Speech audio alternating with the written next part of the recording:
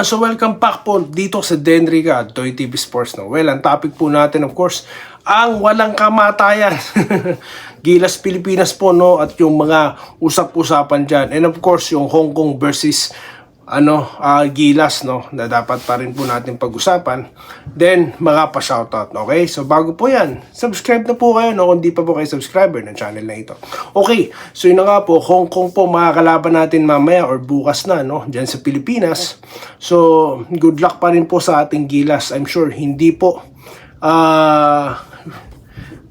dito hindi magbabago ang diskarte dyan ni Coach Tim Con. Seseryosohin yan. Hindi porket mahina, di ba? We're going to lower our guard, no? I don't think yan ang magiging mindset ni Coach CTC, no? So, focus pa rin po ang Gilas dyan, no?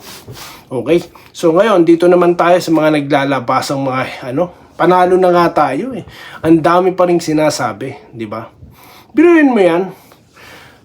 Yan nga pong mayroon po bang konfirmasyon na talagang sinabi ni Corey Webster yan? Di po ba? Meron po bang nagsabi yan, nagkonfirma? Yes, binalita na spin, I get it. Pero, alleged. So, sa akin, kung wala pong konfirmasyon, no? Kasi, pick upin po ng media yan kung talagang sinabi niya. Kaso, walang nag-pick up eh. Di po ba? So, anong tawag dyan? Di ba? So, sa akin, dapat po magpumbo na po tayo. Kasi ako po, sa Barangay Nebra, sanay na po kami sa ganyan. Pag nananalo ang barangay, referee, bayad. Pag nanalo yung Nebra, bigay ang magkapatid. So ano pong bago? Hindi po ba? So ganyan talaga mga hater. O ngayon, naramdaman nyo ngayon ang ginagawa nyo sa amin. No, di ba? So kami, wala na sa amin yan. Di ba? Kaya dapat mag-move on na po tayo. Tinalo na natin ng New Zealand. Alam po natin na kakayahan ng mga players natin. So ba't pa tayo papalag ng mga ganyang klase naman? Ano pang basehan yan? Di po ba? It doesn't make sense na po sa akin yan. Kaya di ko na po pinapatulan yung mga ganyan. Di ba? Yung iba, alam mo naman, kagagaling magsasalita, no? Nako, tapos na po. Tinalo na. Move on na tayo. Okay? So, shoutout na po tayo, di ba? Mabilisan lang po, no? Kasi may gusto po akong sagutin dito, eh. Na nag-message po sa atin, ano po? Alam nyo naman po tayo. Ang mga comment nyo po, parte ng ating content, no? Okay? So kay Ma'am Irene Quiles, bukas na ang laban ng Gilas at Hong Kong. Good luck po, no, sa ating Gilas, sabi niya. At good PM daw po. Sabi po ni Reyne Ngasca Sr., ang basketball kasi labanan at tagisan niya ng galing at bilis ng pag-iisip diskarte. Kaya bumilib ako sa mga sinasabi mo about sa kung ano talaga ang totoong nangyari. Basta tuloy lang, boss. Doy, shoutout na rin sa mga boss. Yun na nga po. So, shoutout po Sir Reyne Ngasca. Salamat po. Okay. Ito yung gusto kong sagutin. Si Adrian Ligado, no? Ang sabi niya, so fake news din yung sinabi ni Troy na sasabihin na niya kung ano kupunan niya after finals. Ibig sabihin, Wednesday na simula ng Commissioner Cup, tapos sasabihin mo wala pa rin siyang kupunan. So wala naman po talaga siyang anunsyo. Wala naman po lumalabas sa balita. Wala rin pong announcement ng Barangay Ginebra at PBA. Anong tawag mo dyan? Di po ba? Ay, ang sinasabi ko po na sinabi ni Troy, di po ako nagsabi nun. Binalita po yun ng Abante, di ba? At kinonfirma yun na talagang sinabi ni Troy. Hindi katulad ng galing sa source, no? Yun talaga legit galing kay Troy, di ba? May screenshot pa nga eh. Di ka ba naniniwala? Di mo ba nabalitaan yan? O ngayon, alam mo na. Ha? So, hindi ko po problema kung di tinupad ni Troy yung sinabi niya. Di ba? May problema ba ako doon? Hindi niya sinabi na magagawa ko. Maghanap ako ng source? So, yun, di lang po ako naniniwala sa basta sabi-sabi lang ng kung sino-sino. Lalo na't hindi naman kilala kung sino talaga nagsabi, no? Lang po, pakitaan nyo lang ako ng resibo. Okay na ako dun. Tingin ko, saka ka lang maniniwala na sa Ginebra na si Troy sa December 11 kung saan sa inyong ang debut game niya sa Commissioner's Cup. Opo, kung doon nila doon lang ako maniniwala. Hindi naman po big deal eh kung malaman kong una. Wala nga akong pakialam kahit ako pa huling magbalita. Basta, konfirmado po ni isang media, wala nga nag-pick up niyang sinasabi na yan na pumirma daw ng Atlanta, Game 2. Chikat intriga po yan. Blind item, etchos lang po yan. Di ako naniniwala sa mga ganyan. Okay? Kaya kung kayo naniniwala kayo, edi sa inyo na yung problema ko na to kung di ako naniniwala.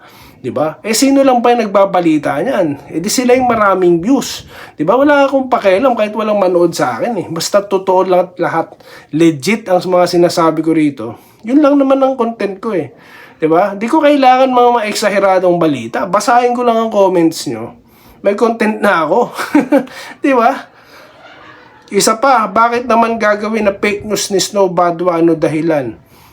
Isa rin sport news reporter. Alam ko galing PTV yan. Alam ko news reporter talaga yan. Kaso nga kasi yung sinasabi niya galing sa source. I get that. Dinispute ko ba? Ang hinahanap ko lang confirmation, hindi confirm, di ba? Kung confirm yan, ni isang media sana nag-pick up niyan. At nabalita at na-announce.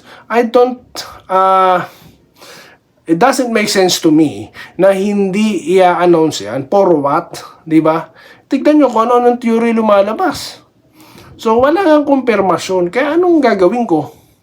Oh, diba? So, kung kahit sa game na nila malaman, wala akong problema dun. Kahit mahuli ko sa balita, at least totoo. Diba? At least confirm. Yun ang gusto ko. Dahil yun lang po pinagkokomentan ko. Hindi sa chismis. Hindi sa sa chismisan sa kanto. Hindi ganun ang content ko. Pwede ba? Reyne Ngasca Senior. Doon na lang po kayo. Kung wala, ewan ko ba ba't kayo na mo problema kung di mo maniwala. Problema ko na po yun. Okay, sabi po ni Gerald Castillo, nung itanong ni May Hopper si JJ about kay Troy, nasabi ni JJ according sa mga friends si Troy, SMB, diba? May mga ganyan pa, diba? So, doon po tayo sa resibo, no? Napanood ko po sa Moto Club, fake nga po according sa mga comments sa live nila. Ayan. At Andres Cito Alantason, no? Mga fake news talaga, idol, walang kasawa-sawa. Shoutout po, sir. Bambino De Leon, idol, shoutout daw po ng family ko. Patas daw po ay, salamat po, sir. Maraming salamat. Kay Fernando kay Sir Fernando, shoutout po. Kay Sir Ramil Gonzaga, morning boss, congrats po sa Gilas, go go go, yes. At Balbino Diala, alam mo idol, ang panalangin ng mga talangka ay matalo ang Gilas. Yun na nga, tapos titirahin nila. Tignan mo siya, binabash nila, di ba? Di na nakapaglaro, binash niya pa. Bastos talaga tong mga hater na to, no? Grabe. Hi idol, good morning. Sa'yo, solid dinebra tayo, sabi po ni Sir Balbino Diala. Segundo Orillo, idol, galing talaga ng CDC. Mga haters nag-alisan. Yun na nga eh. Ang dami pong sinabi niya. Pati nga po yung si Josh, di ba? Alam niyo yun. But I don't...